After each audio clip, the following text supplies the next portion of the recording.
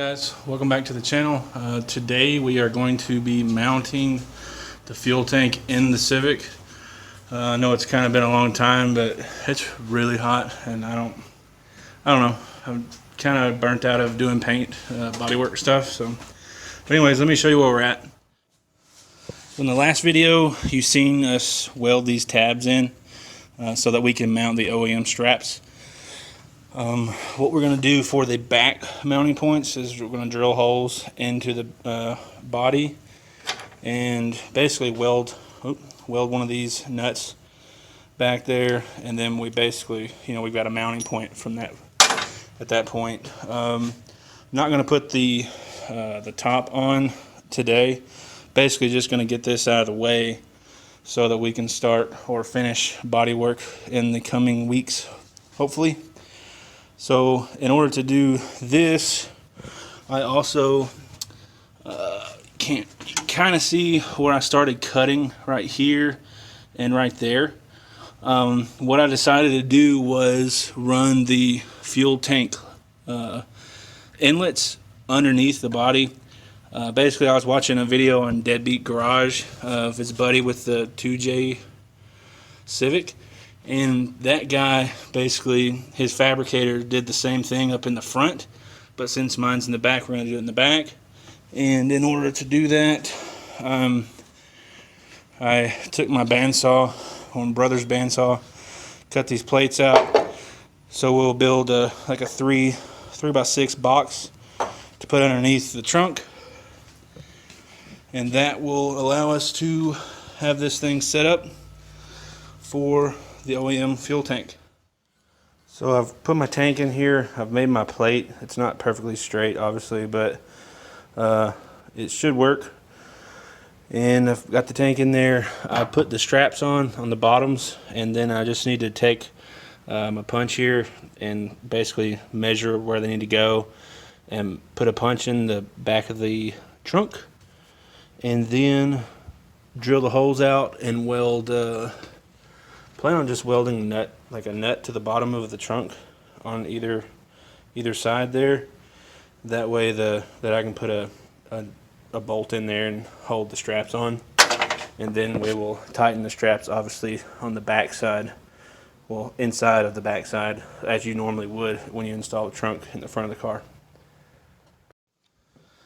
So we've got the strap mounts, or the nuts, welded in. There's one here, which I don't know if you can really see it. There it is. There and there.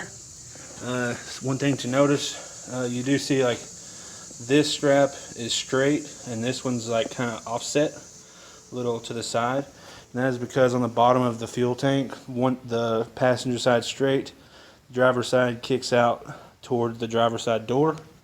So I have that matched underneath. Now I can put, put the nuts and washers on.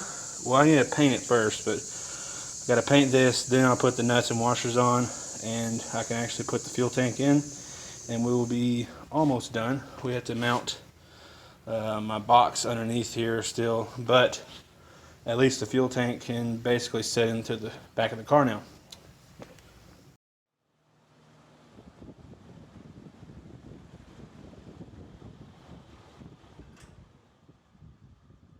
Alright, so now we have our straps mounted. It looks pretty good. Just got to put the tank in. So I got this cut out. I was trying to just cut off 6 inches, which I think landed about right here. Oh, about right here. And there was a piece of the chassis that wrapped from here all the way around and into the tube. So I actually ended up having to just cut the whole end of the tube off. You see this is a little raised up here, so I need to grind that smooth. My air chisel had a casualty there, trying to cut that out. So it's going to be covered by the new plate going across the top of the trunk anyways, so I'm not too worried about that. Mostly just these parts that are raised up that I need to sand down. And once I had this thing cut off, I noticed that it's slanted, so I need to straighten this out and cut it make sure it's cut straight across so that when I put the box on, I don't have any gaps.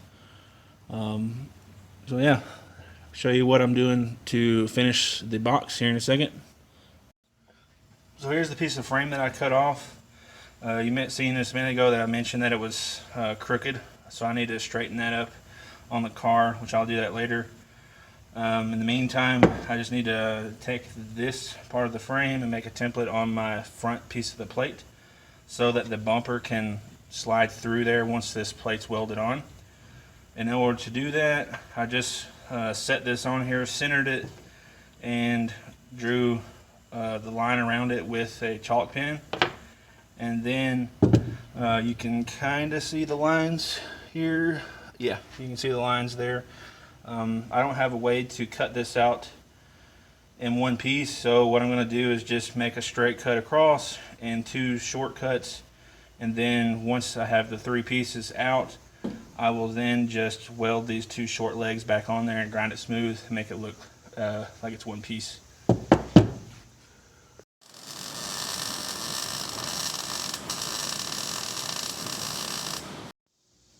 So we are done now.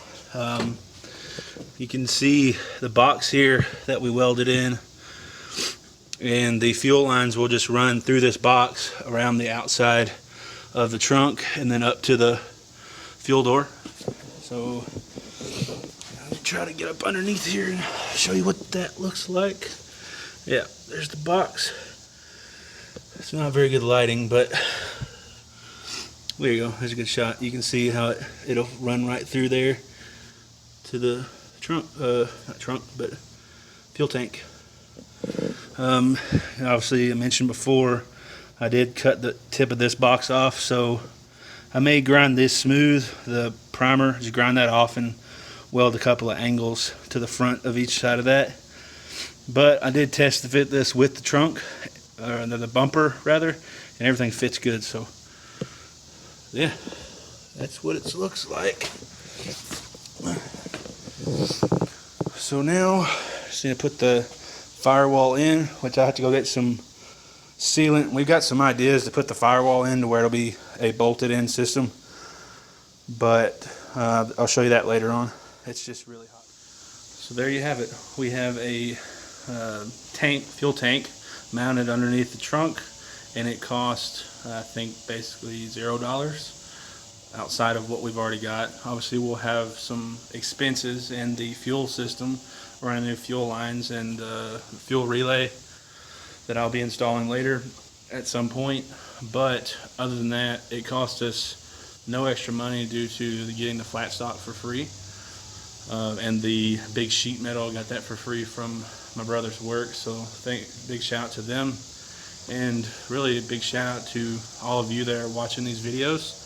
I get questions probably, I don't know, at least maybe twice a week asking when the next video is, so it's really humbling that I have like a small following that wants to see me either, even if you want to see me fail at it, it's still cool that you're watching the videos.